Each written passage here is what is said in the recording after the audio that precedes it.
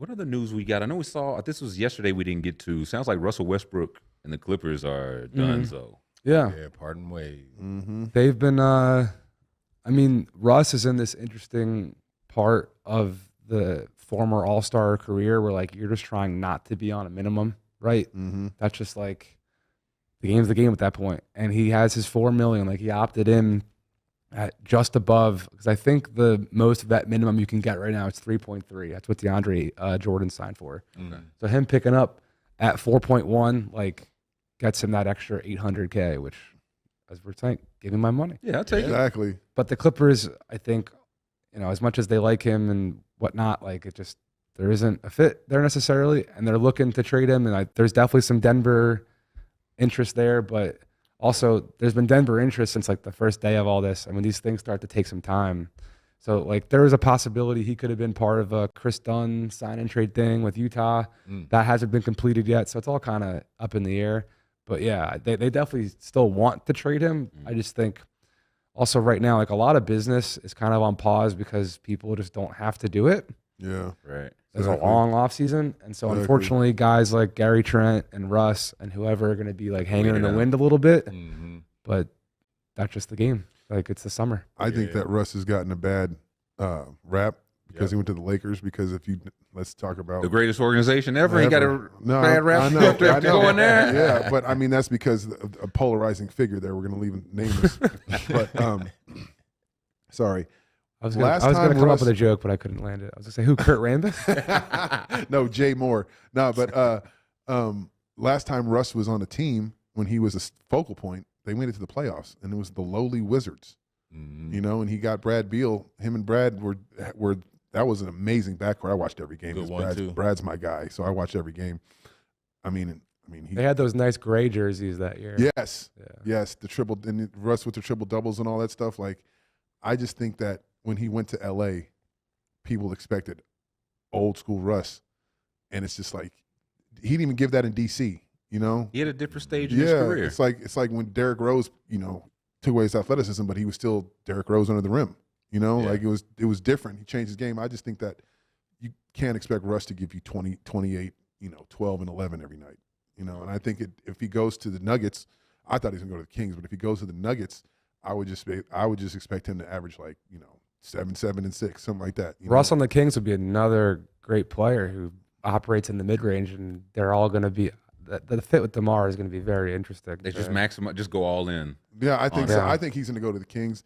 I just think that the LA guys leaving, when one LA guy signs, it's kind of I don't think people pay attention. I'm not saying I'm Mr. Know-It-All. I trust me. People tell me that all the time. I don't think that at all. I'm just saying, like, I grew up in LA. I grew up around a lot of these guys, like a lot of them.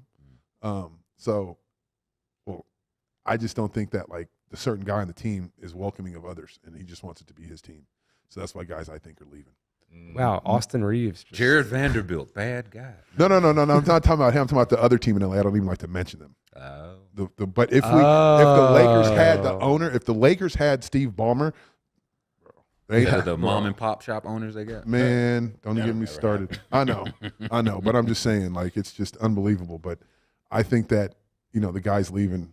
You're calling out Amir Coffee. I see. I just think the guys leaving the Clippers is because of another reason. So, we'll see. We'll see. It could be. I hadn't heard Kings. I'd only heard Nuggets for Russ. And I was going to ask you, like, was that like real smoke fire, or was it? I heard Jokic, DeAndre Jordan, and Russ have the same agent. So was it that type of smoke? That is definitely a connective piece of it. Okay. Sure. Who was on stage dancing to the Kendrick Lamar? They Not Like Us. Who was on stage together? Russ, 100,000 people were on that stage. Well, you know what I mean. Yeah, Who was the ones in this? Russ and DeMar was getting busy. Yeah.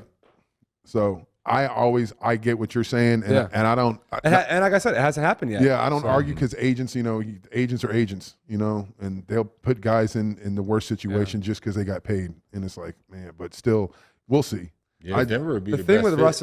You go. Denver would be the best fit, in my opinion. You think so, Denver? Yeah, that'll get him some, a solid player.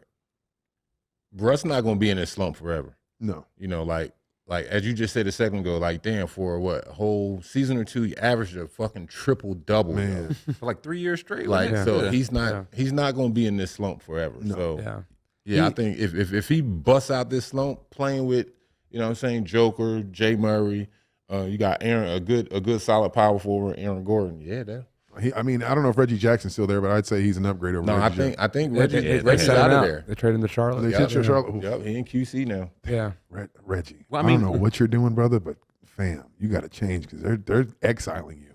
Man, They're not even trading you. That's exiled. I'm sorry. Didn't he pick up his option as well? Player option. So I feel like a lot of guys on the smaller contracts got player options, and they're definitely like utilizing that versus waiting to see what cap space is. I mean, how nerdy cap shit do you guys want to get into here? Like, What do you got?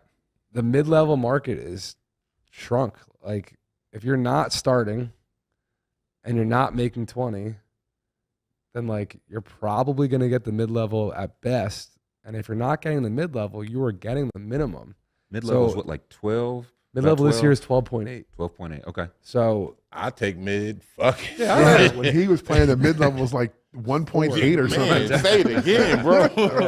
Man. 12.8 was a max can deal. you still pick and pop out there? Oh, hey, look, I just said to Tyler earlier this year, hey, I'm about to go over to Germany. But no, I might go over to Paris, though, because I told you they got a genetics program in Yes. Paris. I ain't never seen so many 7'2", 7'3" Yes. guys in my life. Man. Well, if I'm you going go to to get if you two go new to knees, and if I'm you going to go come to- back, and my name is going to be, and I'm going to kill. yeah, if you go to Germany, go to the guy that Kobe went to, not the guy that Bynum went to. Word. Get the right guy. Bro. Word. Are there really like any other places for Russ? It's just tough to think like this guy in our head that averages triple-double, and it's like maybe the Nuggets, maybe the Kings. There's always nobody else. There's always been Miami buzz for him. I mean, he's one of the greatest teammates ever. Like you can't. That's what I'm saying. It's People, like, man, this- people, him on the court Yeah. and his teammates. Like, something happened with Brad, and he was right there. You know, like he's, you know, Yeah. always like I remember I've known Russ since he was in college, but he came back to Brad's house over the summer and was talking to him, and I was just like, it's just Russ, man. He's got like, he doesn't really need. He's got in Van Nuys Boulevard, the car dealership in California and LA. He's got like 4 dealerships, bro. Like Russ is doing very, very, very well for himself. Okay, and he's got his AAU team, you know. But I get it. He's disrespectfully underpaid. Oh, yeah. For all the sure. stuff that he's done. Like, I'm not saying give him $40 million a year. Yeah. But like $4 million, come on, dude. Yeah. Like, Before- that's disgusting. Before Perk became a big ESPN troll, he was the greatest teammate of all time in the NBA. And I did it was kind of funny. I did a whole oral history about Kendrick Perkins being this like legendary teammate, starting from his torn ACL and how much that broke up your team and the emotions in the locker room and all that, to him going to OKC from there and kind of like being that, you know, OG for all the young guys. I'll never forget, like, I asked Wasserman, he was with Wasserman at the time, Russ, to get me him. They're like, oh yeah, for Perk? Yeah, he's just going to call you. So sure enough, like one day Russ Westbrook just called me and I was like, hey man, like I really appreciate it, blah, blah, blah. He's like, anything for Kendrick Perkins. And I could just hear it in his voice that like it was just genuine and real because that's how Perk was to him. He was turning it back. And I appreciate that about someone like Russ who like doesn't have to be like that. Oh, no. You know? No, Russ is a legend in LA, especially where he come up. You know, he was unranked, went to Losinger High School. Like people say that, but you got Darrell Wright that came out of here. You know, DeLon Wright. You know, you had a couple of pros that came out of Losinger, but like, and just to see him, I remember I was at UCLA big time when they went to all those Final Fours. I was there. He walked in after his freshman year, and he had on a tank top, white tank top, and he was just like, and I was like, he's done. I was like, rest of your last year here. And that's when Kevin Love came. His sophomore year. It's like, yeah, you're done. You're not coming back because he was. There's no need for you to come. There's back. And then this is before Rico took over. They still had the runs at UCLA, but before Rico took over, and he was just annihilating everybody. He was still in college. It was just. Well, it wasn't even fair, and I was like, "Bro, there's no You out of here. There's no way you're gonna stay." So athletic and aggressive. And the only one, just like the only one who could stop Rasheed from scoring was Dean Smith. The only one who could stop Russ from scoring was Ben Howland. You know, straight up. So it's just like He's a legend, especially L.A. He's but tie everything in. If it wasn't for Russ, there'd be no Jared McCain. Think about it.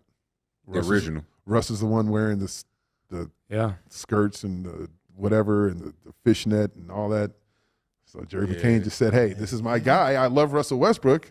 I mean, like you said, if you didn't know anything about Russ's game but saw the clothes, you might think one thing, and then you see his game, it's completely different to what you were saying about McCain. Yeah, exactly.